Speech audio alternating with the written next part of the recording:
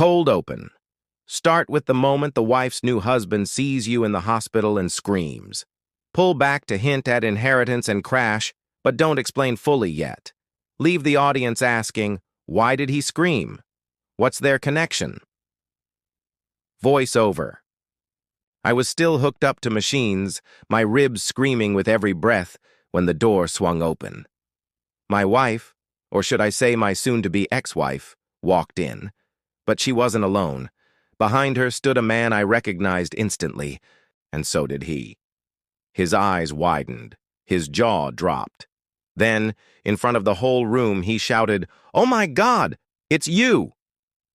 This is the story of how a $150 million inheritance, a near-fatal crash, and the betrayal of a lifetime collided into one unbelievable moment. Act 1. The Ordinary World and the Inheritance. 4-5 minutes. Set up your life before the chaos. Describe marriage dynamics, subtle cracks in the relationship.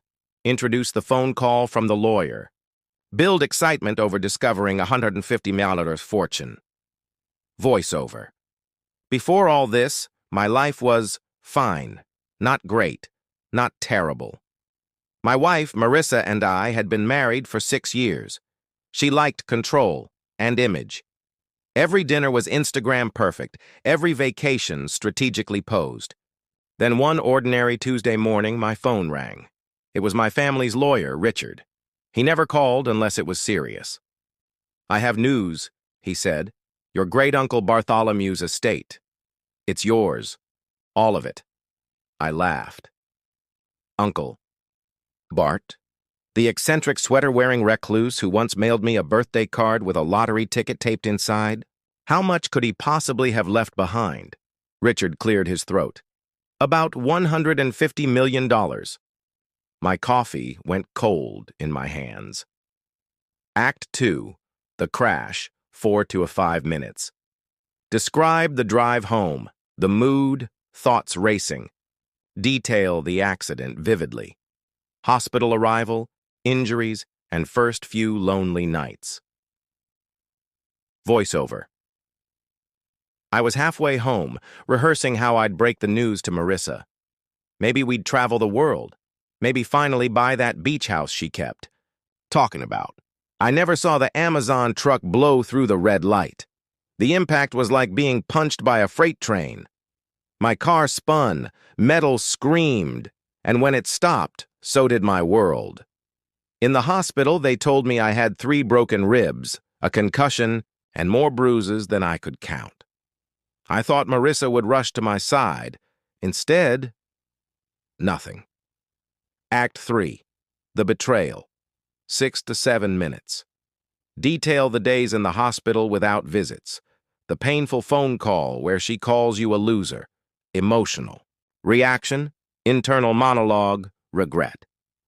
Voiceover. 3 days in, I broke first and called her. "I don't have time or money for a loser lying in a hospital bed," she said. And then she hung up. I stared at my phone like it had betrayed me. Maybe it had. Maybe my whole marriage had been one long betrayal, and I was only just waking up to it. Act 4. The Confrontation. 6 to 7 minutes. Richard visits with paperwork. Marissa arrives with her new husband. Reveal that her new husband is your employee. Tension rises, then the scream. Voiceover. 4 days after the crash, Richard came to get my signature on the final inheritance papers. That's when Marissa walked in, wearing a smug smile, and a man at her side. I knew him. Evan, senior exec at my own company, my employee. "Oh my God," he said, his voice breaking. "He's my CEO." Act 5, Fallout and Justice, 5 to 6 minutes. Explain prenup, bigamy revelation. Evan's career collapse. Marissa's failed attempt to reconcile. Voiceover. Turns out Marissa never divorced me before marrying Evan. Bigamy, illegal. The prenup meant she'd never see a cent. Evan resigned the next day. Marissa tried to spin it, showing up weeks later with a half-hearted apology. But I'd already moved on. and moved up.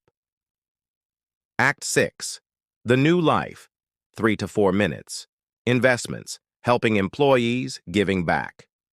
Reflection on lessons learned. Voiceover.